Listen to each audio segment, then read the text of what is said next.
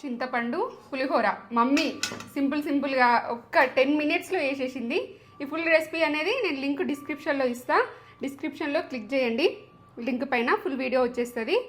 ఇన్స్టాగ్రామ్లో అయితే బయోలో ఉంటుంది మన ఛానల్ లింక్. అసలు ఏమన్నా టేస్ట్ ఉంది, అసలు పర్ఫెక్ట్ పులిహోర. ఇప్పుడు వినాయక చవితి కదా, ఇట్లా వేసి దేవునికి ప్రసాదంలా ప్రసాదం పెట్టేసుకుంటే ప్రసాదం పెట్టేసుకుంటే దేవుడు హ్యాపీ, మనం హ్యాపీ. అట్లా చింతపండు పులిహోర ఆయనకి ఇష్టం బాగా కదా అసలు.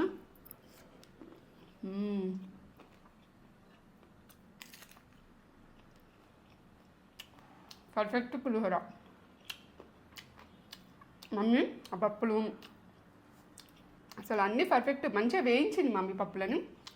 మంచిగా సూపర్ ఉంది. మస్ట్ ట్రై రెసిపీ, ఖచ్చితంగా ట్రై చేయండి. ఒక లైక్ అయితే ఇచ్చుకోండి మమ్మీకి ఇటువంటి సింపుల్